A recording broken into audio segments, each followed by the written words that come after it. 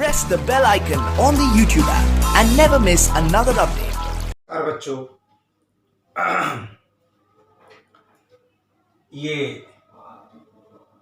Electrostatics जो 12th का पहला यूनिट्स है, जिसमें अभी तक हम 14 लेक्चर रिलीज कर चुके हैं, जिसमें कूलम्स लॉ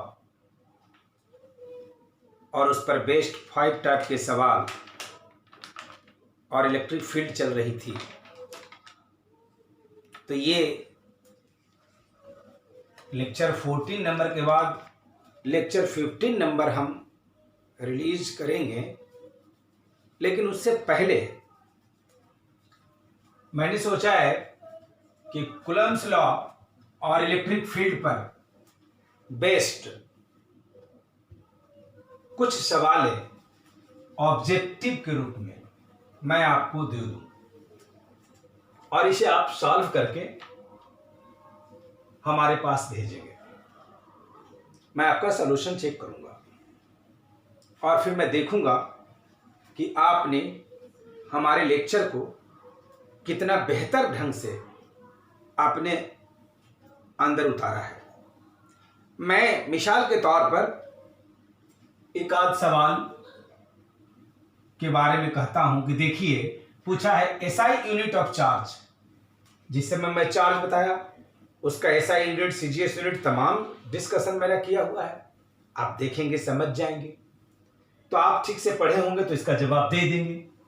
या तो कोई ना कोई कहीं से स्टार पॉइंट का स्वरूप लेके ऑब्जेक्टिव बना दिया गया है, या कोई ना कोई मेरा नॉमेरिकल प्रॉब्लम है, उसी को हम ऑब्जेक्टिव बना करके पेश कर दिए हैं। क्योंकि सवाल और आएगा कहां से, सवाल उसी में से रहेगा। इसलिए आप सब इन सवालों से घबराना नहीं। अच्छे से अगर आपको सवाल बनाने में परेशानी हो तो मेरे वीडियो को फिर से एक बार वॉच करना और अच्छे से वॉच करना। मैं वादा करता हूं कि उससे ये बाहर सवाल जल्दी नहीं जाएगा। हाँ, अब एक आध दो सवाल हमें बहुत टिपिकल डाल सकते हैं, आपको रेसिस्ट करने के लिए, आपको विरोध करने के लिए, आपको ऑब्स्टेकल फेस करवाने के लिए, लेकिन हर सवाल उतना टफ नहीं होगा। ये सवाल से सिर्फ ये पता लगाया जा रहा है कि आपने मेरे लेक्चर को सिस्टमेटिक ढंग से पढ़ा है कि नहीं। और अगर आप पढ़ लिया तो मैं श्योर शॉट कहता हूं आप गड़बड़ नहीं करोगे। तो आप कलम और कॉपी उठाइए और शुरू हो जाइए बनाने के लिए। देखिए ना, ये सवाल मैं इस तरह का हिंट कर रहा हूं, 4Q और Q वाला दिया था मैं जनरल, यहां नॉमेरिकल वैल्यू करके दे दिया हूं। वैसा ही सवाल है, आपको तो दिख रहा होगा।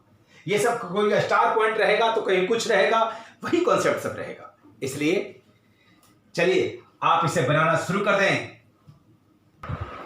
तो ये देखिए, आपको पहले कुछ क्वेश्चन दिखाई दिया और फिर ये क्वेश्चन दिखाई दे रहा है, 2 क्वेश्चन। इसमें से ये सवाल आप मेरे स्टार पॉइंट में कहीं ना कहीं दिख जाएगा आपको। ये सवाल आप जो देख रहे हैं वो इक्विलिब्रियम पर ही बेस्ड है, लेकिन थोड़ा अलग है। ध्यान से बनाइएगा, इस सवाल को थोड़ा अलग है। चलिए बनाते हैं बच्चों। इसमें ये जो सवाल देख रहे हैं, ऐसा मैं कूलम्स लॉ में करवाया हूं और उसी के अकॉर्डिंगली इलेक्ट्रिक फील्ड में कैसे 4 पेंटागन में से 4 क्वेश्चन कॉर्नर पर रहता था, 5वां पर नहीं रहता था। तो आप समझेंगे तो समझ जाएंगे। और ये फिर मेरा इलेक्ट्रिक लाइन्स ऑफ फोर्स की प्रॉपर्टी पर ये दोनों सवाल है। तो अगर आपको प्रॉपर्टी आप ठीक से पढ़े हैं तो इन सवालों को आप नहीं टिकने देंगे। यानी मैं वास्तव में आप मेरा लेक्चर को ठीक से पढ़ा कि नहीं, एप्लीकेशन करवा रहा हूँ आपको। और अगर ये एप्लीकेशन करने आ गया, इसका मतलब है कि आपका थ्योरी बिल्डअप हो चुका है। क्योंकि थ्योरी बिल्डअप हो जाएगा तो फिर और सवाल को कैसे भी कोई पूछे, in the language of objective या in the language of subjective, no matter, आप सवाल आराम से सॉल्व कर देंगे। तो इसे सॉल्व करते हैं। Thank you. देखिए, आपके सामने ये 3 सवाल दिखाई दे रहा है। इसमें हमने यूनिट पूछा, आपको एक्सप्लेन किया हुआ है, और इसमें हमने आपको इलेक्ट्रिक फोर्स के डायरेक्शन से संबंधित बातें की। मेरा कोई ना कोई स्टार पॉइंट होगा, आप अच्छे से पढ़ेंगे तो बन जाएगा। और इसमें चार्ज की प्रॉपर्टी से सवाल रिलेटेड कर दिया हमने। तो आप देख रहे हैं कि मैंने जितनी भी ऑडियो क्लिप बनाया है उसी में से सवाल है, क्योंकि वो आप इन सवालों के माध्यम से ना, इस सवाल को आप बनाते बनाते ना आपको सारी बातें याद हो जाएगी, ऑटोमेटिक याद हो जाएगी।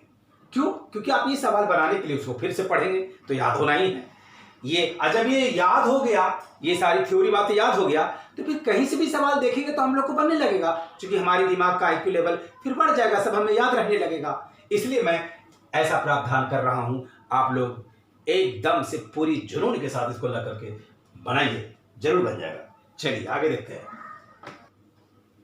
फिर से आपके सामने 3 सवाल है।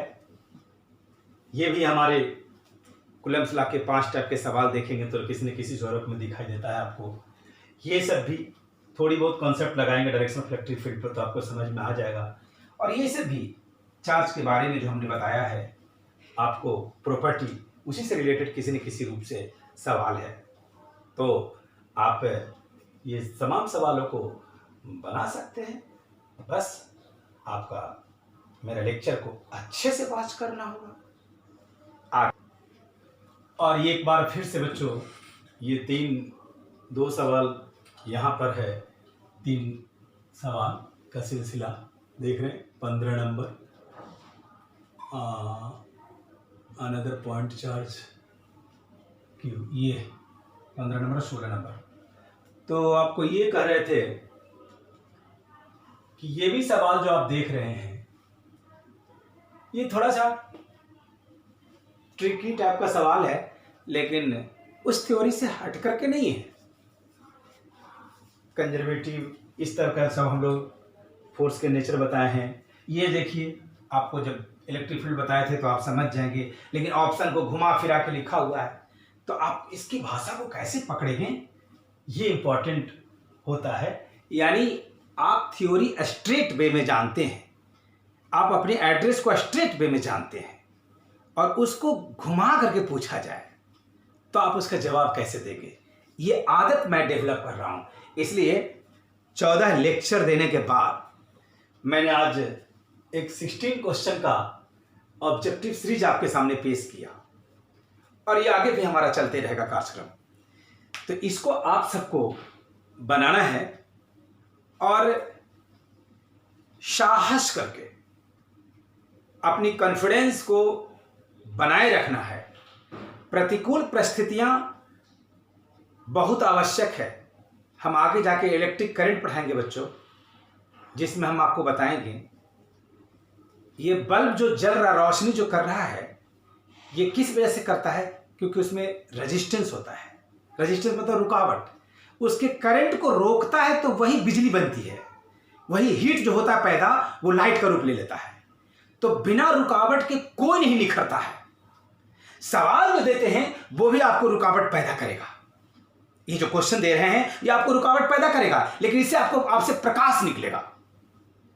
इसलिए रुकावट से नहीं डरना है। जो सवाल बनाते बनाते तुम्हारी पसीना टपक जाए, आंसू निकल जाए, उससे तुम खुश होना, ये अच्छा सवाल मिला जो हमारी पसीना को निकाल दिया। वही सवाल तुम्हारे काम का है।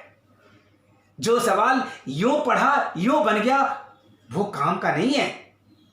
इसलिए सवाल टेढ़ा आए, तोड़ मड़ोड़ कर आए, परेशान करने वाले आए, डिस्टर्ब करने वाले आए, बार बार थ्योरी में जाओ, सॉल्यूशन वहां छुपा हुआ है। सॉल्यूशन टेक्स्ट बुक में होता है।